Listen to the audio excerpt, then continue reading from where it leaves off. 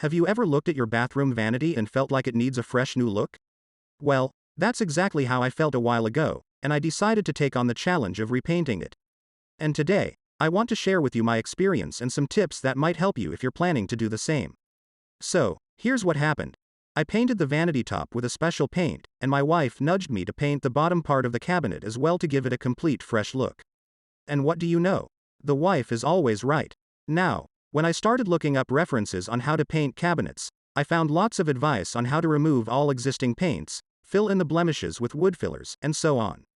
But then, I realized that my existing color was just a simple white color, which is almost like having a primer painted on the surface. So, I figured that as long as I use the same paint base, latex to latex, for example, I should be able to have the paint bond well on top. That's why I decided to skip all the works people suggested about preparations since my cabinet was primed for painting over as far as I was concerned. And let me tell you, it saved me a lot of time and effort. Instead, I was so eager to try out my newly purchased paint sprayer, and I got right to action. But, here's where I made a mistake.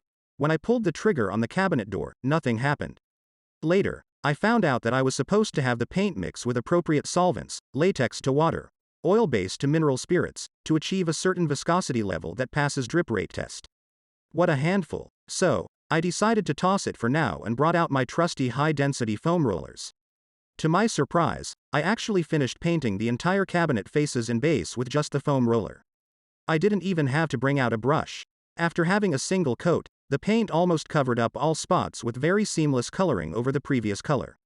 And all the remaining white spots were easily covered by a second touch-up.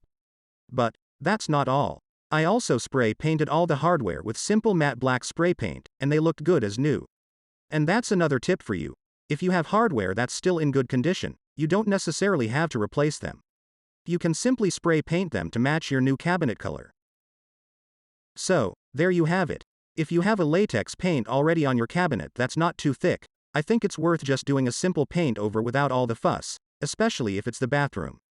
Of course, if this were your kitchen, you might want to spend a little more attention. But, for a quick and easy DIY project, it's good enough. If you enjoyed my video, please like and subscribe to my channel for more simple DIY experiments. I update it weekly with new ideas and inspiration. Thank you for watching, and I'll see you in the next one.